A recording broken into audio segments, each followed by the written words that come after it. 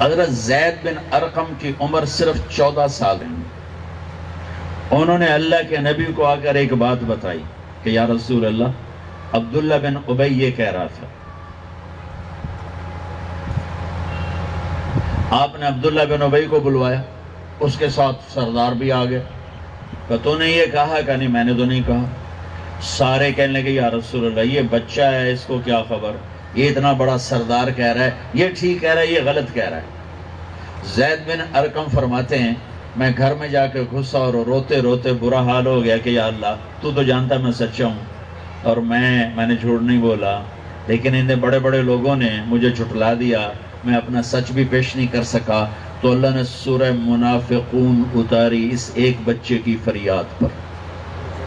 یقولون لئن رجعنا الى المدینة لیخرجن الاعز والاذل وللہ العزت ولرسولہ وللمؤمنین. ایک 14 سال کے بچے پر اللہ نے قرآن اتارا اور پوری سورت اترا. اس کا خاص طور پر یہ ٹکڑا اترا کہ یہ ہاں اس نے کہا ہے، زید بن ارقم کی بات سچی ہے. 14 برس کے بچے کو کتنے مقام تک پہنچایا میرے نبی کی تربیت نے کہ ان کے لیے قرآن اترا. اچھا ہم تو بچے لے رہے ہیں، لیکن میرے نبی کے اسٹوڈنٹ تو بوڑھے بھی تھے. بوڑھوں کو کہاں تک پہنچایا، بچوں کو، عورتوں کو کہاں تک پہنچایا. ایک آیت اتری لا یستوی القاعدون من المؤمنین والمجاہدون فی سبیل اللہ. گھروں میں بیٹھے ہوئے اور اللہ کے راستے میں پھرنے والے مجاہد برابر نہیں ہو سکتے. اس میں ایک نابینا صحابی بیٹھے ہیں، عبداللہ بن ام مکتوم، ایجڈ نابینا. کہنے کہ یا اللہ یہ تو نے کیا کیا، میرے بارے میں تو کوئی نرمی فرما کہ میں نابینا، میں کہاں جہاد کروں گا، یا اللہ میں کہاں جہاد کروں گا، میرے بارے میں کوئی نرمی فرما. تو جبریل اسی مجلس میں ختم ہونے سے پہلے دوبارہ آ گئے. یا رسول اللہ تعالیٰ کہہ رہے ہیں یہ واحد جگہ ہے قرآن کی کہ ایک لفظ جبریل لے کر آئے، ایک لفظ، صرف ایک لفظ. یا رسول اللہ تعالیٰ فرما رہے ہیں کہ اب اس آیت کو یوں پڑھا جائے. پہلے تھی لا یستوی القاعدون من المؤمنین والمجاہدون فی سبیل اللہ. یا رسول اللہ اب اس آیت کو یوں پڑھا جائے لا یستوی القاعدون من المؤمنین غیر اولی الضرر والمجاہدون فی سبیل اللہ. یہ ایک لفظ ایک بوڑھے کی پکار پر آسمان سے اتارا گیا.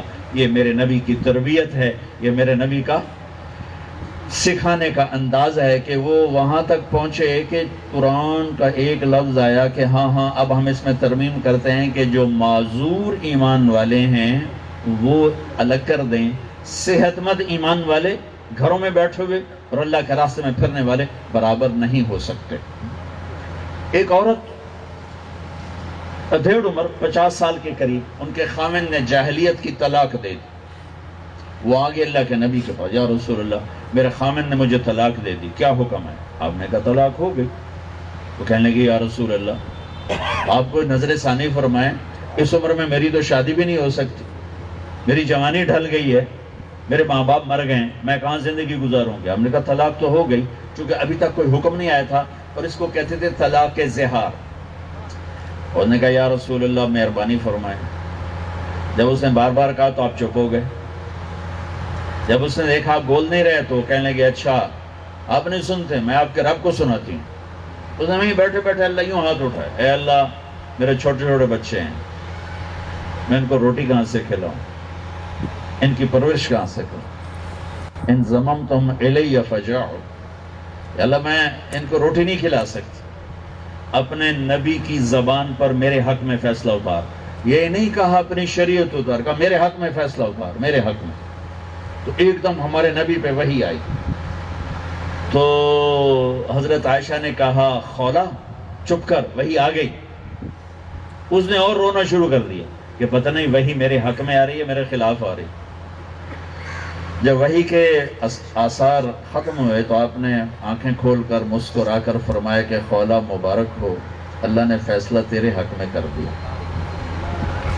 اور یہ فیصلہ صرف پیغام کے ساتھ نہیں آیا بلکہ قرآن کے ساتھ آیا.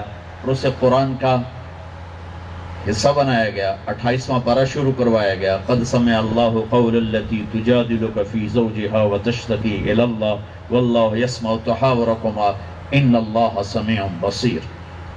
28واں پارہ سورہ مجادلہ، اور اللہ نے اس پورے طلاق کو ختم کیا اور اس کا تھوڑا سا جرمانہ رکھا، یہ جرمانہ ادا کیا جائے اور طلاق ختم ہو گئی۔